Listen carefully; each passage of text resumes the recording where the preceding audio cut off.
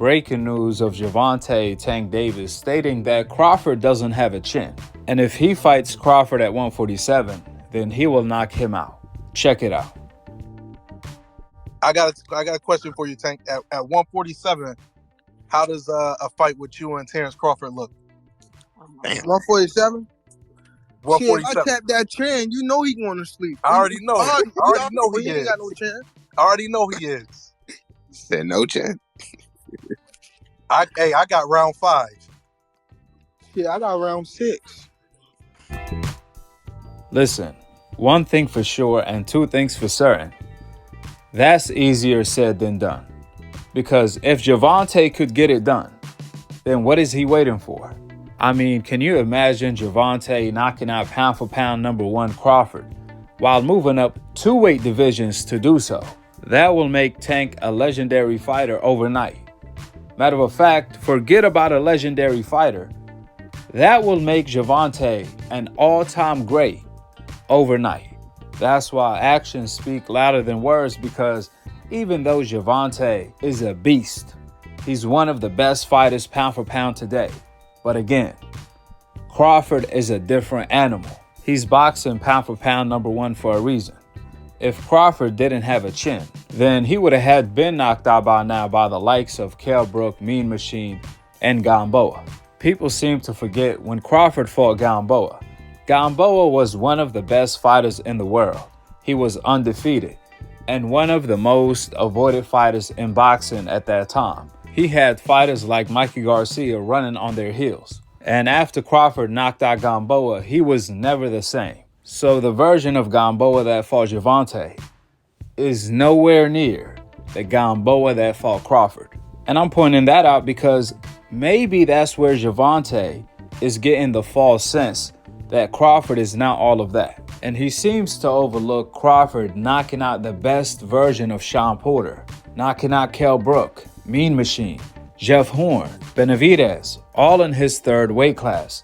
And in Crawford's 2nd weight class, he became undisputed, beating the likes of Flex Diaz, Postal, so on and so forth. And at 135, Crawford was the #1 champion who was being avoided by everybody.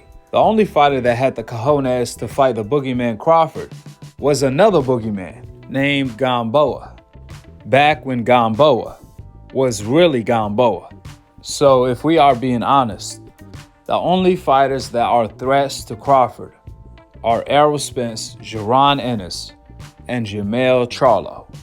That's it, that's all. There's a reason why Errol Spence saved Crawford for last, because he knew he was the most dangerous. And even then, Errol is not willing to fight Crawford unless he has all of the advantages. That's why even after Crawford agreed to all of Errol Spence's terms, on the other hand, Errol Spence still did not agree to all of Crawford's terms, such as giving Crawford full transparency.